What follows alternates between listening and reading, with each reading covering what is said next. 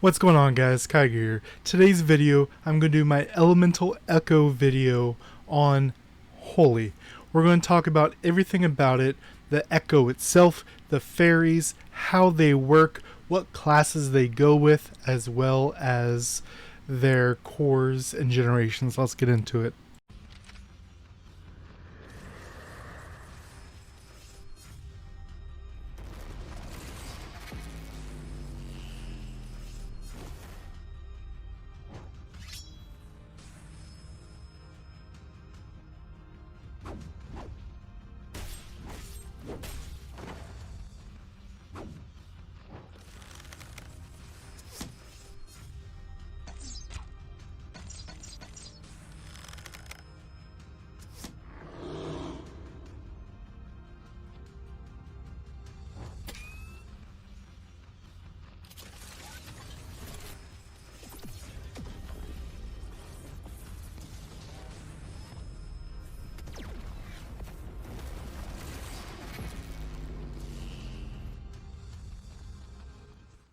Alright guys, so first, starting off with the actual Echo itself, it was released when the game initially came out, but there were only two options. And that is why we started with level 2 technically, which is having 2 Holy. There is the level 1, but it's not listed right here, which you literally just have to have 1 Holy, which is why the whole 3 element of whatever element you're going for and 1 Holy is such a big deal, because for this 1 slot you get 10% attack, 12% pierce, and 8% block. Now that we're level 5 or above elemental echoes, it's generally better to go towards a full on for that echo, but until you get to that point, doing a 3-1, especially with fire, if you're trying to do damage in PvE, for example, is a great option. Now, once the 3rd Holy Fairy was an option, we get the first big change right here, right? 5% attack, 6% pierce, 4% block, and 5% crit rate, which is actually a huge boost, especially for the time. And the biggest cutoff here is if you are at level 3 Holy, you can't have anything else. So level 2 right here was really the max for a while until we got level 4, which wasn't a big deal, but level 5 ends up being a monstrous deal, as we'll see here. It adds a whole new effect, which made the official Discord go into flames talking about this effect, just the effect right here. When dealing damage, deal additional damage percentage of your attack to enemy, and increase the damage dealt by 10%, and also lowers their HP recovery by 50%, and lowers their damage dealt by 5%. If the target is under 50% HP, seal their dodge, reduce their movement speed for the same target every 12 seconds. So if you're hitting multiple targets, it triggers for each individual person, and slaughter works the same exact way. Now, this is a massive deal. Lowering the HP recovery, especially on a tank build, is just a death knell. We'll also see that down here at the bottom, the actual stats itself, same. They added 8% protection rate, which isn't huge, but protection rate is kind of hard to come by. We'll also notice at the top of where we're at right now is Holy Echo 9. There are currently 9 in the game, active at level 60, which is just a massive increase on the percent of attack damage dealt to them. Also decreases their damage dealt by 4%, going from that 5 up to this 9%. And they're very incremental changes as you go up, but obviously at that level, the more holies you have access to, the better it is. But that level 5 is what you really need just to have these important things right here, right? They take 10% more damage, reduce their HP recovery by 50%, seal their dodge, reduce their movement speed. Just all the things. Going into the fairies themselves, we have Twin Lotus, the first one.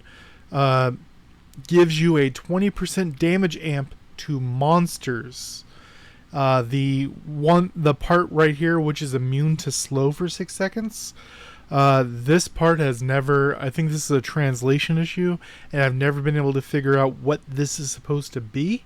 I don't know if it's you are immune to being slowed during this 6 seconds, as it's hard to test that unless you're against certain bosses. But the big thing here is the 20% bonus damage to monsters.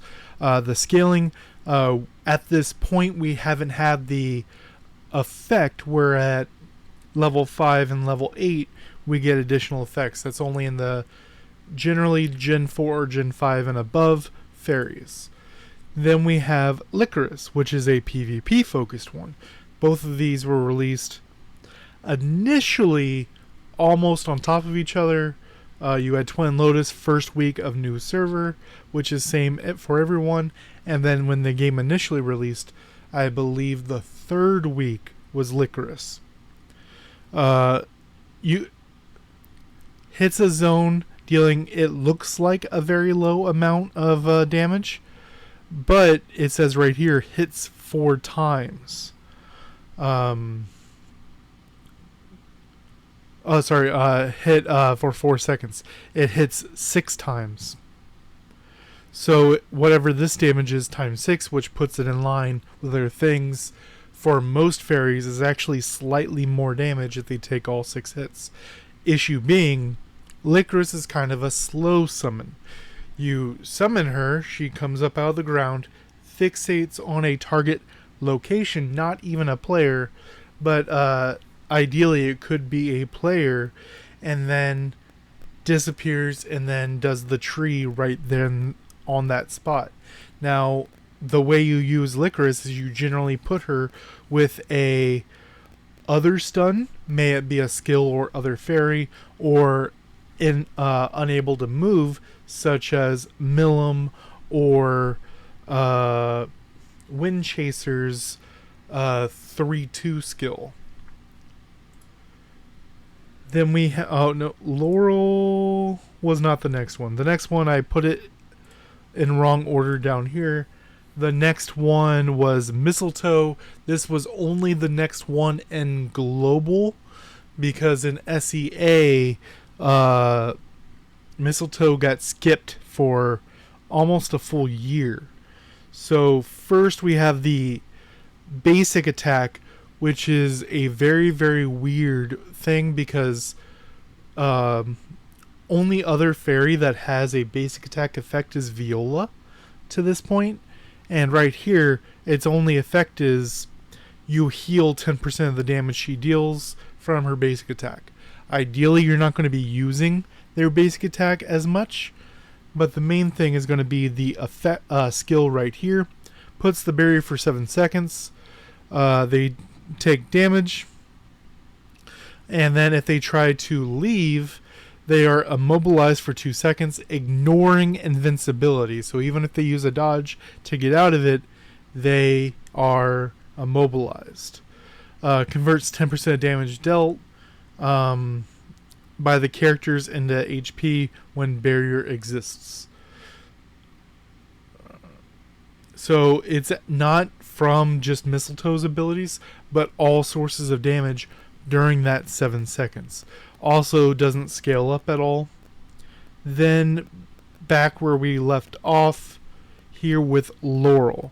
Laurel is the last one with no 5 or 8 buff, I believe we'll see. But its thing right here is just damage. Massive amount of damage at that. Its main thing is just damage. So either if you were a lower player punching up or a punching across, it's not going to be the best, but if you're above players, or if you're at such a spot where your damage increase is super high, Laurel can one-shot people. It's also nice because his area of effect that he lands is big enough that they're going to have to dodge very specifically to be able to totally dodge out of it. Most dodges are going to still be within Laurel and get clipped by this. Now, its secondary effect is after this, the Laurel will have a 50% chance to double attack for its basic, but as I said previously, you're not really going to be basicking. Then we go into Sakura, which is the last one before the bonuses. So, a mobilized enemy in the area for 2 seconds. They can still use abilities, but not movement abilities. So, any skills that do not require movement, they can use. Also increases your pierce rate by 30% for 8 seconds. Deals damage to enemies in the area. Sakura is one of the best PvP fairies for this reason. So even though they can use some abilities, that 30% pierce rate is massive, especially when we look at things like Lancer that have Sky Rush to give them even more pierce rate on top. It just goes wild. Next is Gypsophilia, which is a PvE focused fairy, but does have some uses in long drawn out PvP matches. The passive does not do anything without the active. So we're going to check out the passive so you know what's going on before we look at the active. The damage of the ultimate move is reduced by 15%. So even whatever damage we look at is going to be reduced by 15%. I don't know why this is even here. This line shouldn't be here, and the damage should already be minus 15%. There's no way to reduce this. It's just doesn't make sense. Every time the ultimate move is released and hits a enemy, and this does not go up based on number of enemies hit. It's just as long as it hits something, you get Starlight. And Starlight can be stacked, and it's also resets. So lasts for 60 seconds, but so it stays for 60 seconds. But if you trigger another one in that time, then it goes for the full 60 seconds again. Damage increase, then damage increase, ignore block, and then it keeps going down to 7. Then we have the active right here. Does the damage, hits several times, does not move, which is why it's primarily PvE, unless you have a group immobilized like Milim, or a group stun like lycoris. And at the same time use the power of the stars to baptize the master. For the baptism, the current duration of debuffs on the master reduced by 25% up to 3 seconds. Now, debuffs with this listing are the stat changing debuffs, such as attack down, movement speed down, things like this. It does not lower length of stun, for example. And the current duration of the buff is increased by 25% for 3 seconds. So for the next 3 seconds, any buffs you put on yourself stays for 3 seconds longer. Sorry, 25% longer.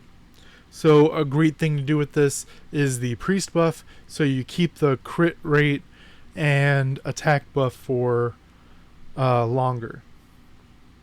And as we see down here, it scales at 5. It continuously, so when you release the skill, it does that if it's 3 seconds or lower, kill it. Now it continuously, so every tick, it is cleansing you of those things. So if there's something like a cannon player that has the slows, heal down, things like these, it's just always just gone. And at 8, each time the damage is increased, blah blah blah, the skill cooldown is reduced by 20%. So at 8 charges, sorry, this is just on top of it. So instead of the 30 seconds that it normally takes for this skill, it is reduced by 20%, which, as you know, is a massive increase to allowing you to do more damage, especially in something like Guild Boss, or if you're using this as a weave in Elemental Realm. Going on to the next. Yeah, that's it for the first round. Then we have Hibiscus. And I skipped the 2 collab fairies until last, because not everyone's going to have them, even though it just made its second pass last month. So, Hibiscus. This is also one that got skipped for SEA Southeast Asia until recently, as recently as 2 months ago, I believe. Passive. Skills triggered when switching Flower Fairy to Hibiscus. So you have to go from a different class to Hibiscus. Adding Energetic to the owner for 4 seconds. While you have Energetic, for every 10% of current HP, damage plus 0.6%. When there is more than 80%, the extra damage caused plus 10%. Effect is triggered every 30 seconds. So these are 2 separate buffs. So every 10%, so let's say you are at that 80%, it would be 0.6 times 8 plus 10. But down here it scales up, the amount is a little bit higher as you scale up, but there is not a certain star level that gives you the most of it. Then for the active, 12 seconds of life healing. This is one of the biggest things for Holy, because with Holy you're kind of locked into damage, but Hibiscus is damage and healing. So 12 seconds of life healing to nearby allies, and 12 seconds of awake to the master, which you are included with the life healing. Restore percent of master's attack as HP every 4 seconds, and it's for 12 seconds, so that's actually 4 triggers, because you get 0, 4, 8, and 12. And Awake, which is only for you, healing received is increased by 20%, so that includes all 4 triggers of that. And when receiving healing, it does damage around you, which can be triggered once every 2 seconds. So with something like Gladiator, you can trigger this every 2 seconds, so 6 triggers of it by using your skills, because if you use any of the 2 class specific skills, it heals you every second for 4 seconds, and you can go trigger back to back, and per 1% max HP recovered increases damage dealt by Awake by 1%. So you're increasing your healing by 20%, and based on the amount you're healed, that increases the damage you deal around you. So you actually want to be lower HP when this triggers, because you want to get higher heals. Now as this scales down, level 5 Awake's max damage goes up, and for all the other levels, the life healing is the part that goes up. So it's only at level 5 that you get the Awake bonus damage, what you pulsate around you. And at 8, healing recovery goes up, and Awake damage goes up. So just like at 5, it gets a boost to damage dealt. So if you just want to heal she will do a general okay healing. Obviously, it'll do more healing all the way up at each level, but at 5 and at 8 is where you get those damage bumps. Now going into the 2 collab fairies, we have Milim with the passive, which caused an entire change to the game that they're talking about putting back, hopefully. Skills trigger when switching Flower Fairy or Companion. Notice the wording here. Everything else says Flower Fairy or Companion. So this was about the time when they started thinking about pets. And so if this keeps the wording and it does work when pets happen, this is going to be massive when we talk about it. It will immediately deal damage around you, which is 10 meters, which is exactly the range you start away from your opponent in arena and the knockout. Any of those 1v1 PvPs, you're exactly 10 meters away, as well as global arena that we just did, which is why you can't swap weapons during that 3-second countdown, because they didn't want this to happen during that time. They're talking about swapping it back, but this was the whole reason. Increasing their damage taken from Flower Fairies or Companions. So this is going to be a big thing once pets happen, if this includes pets, by 3%, and reducing their movement speed by 15%.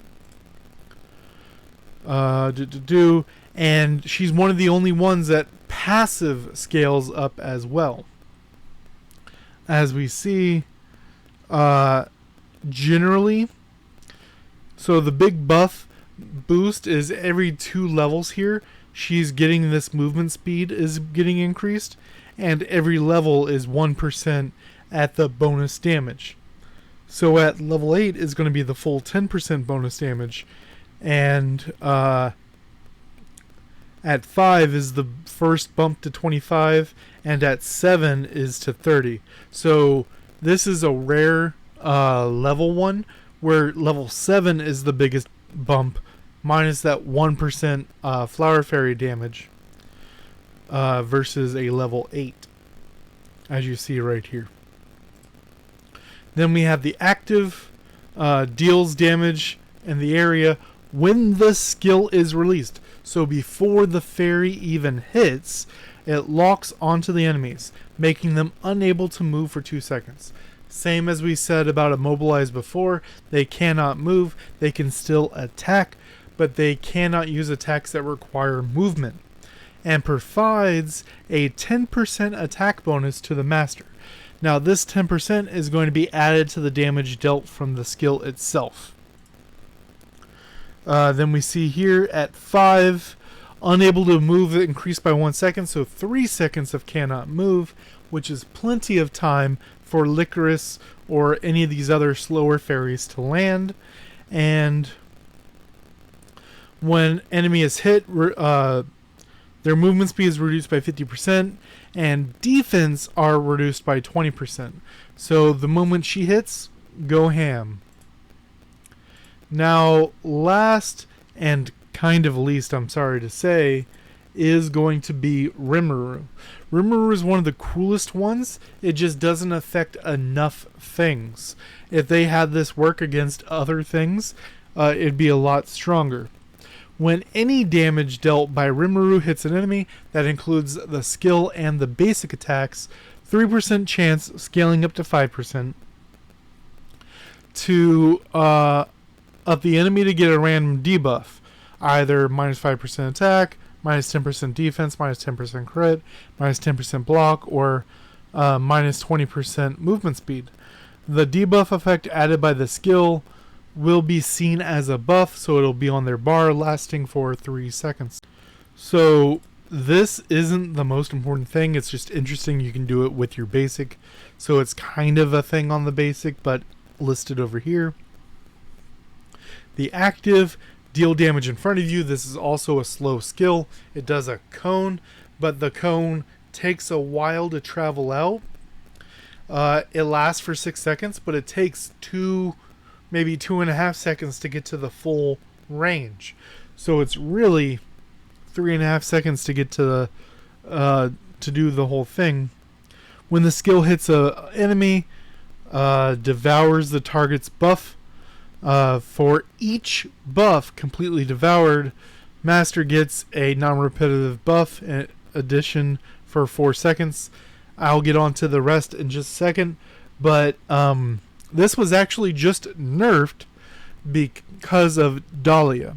So this was, for a very brief amount of time, you could use this to take the HP steal rate away from the enemy that you gave with Dahlia and get a free buff on yourself.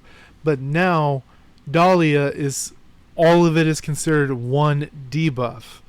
So the one upside of this no longer exists, but this only eats those stat buffs I talked about, such as attack up, crit up, things like this.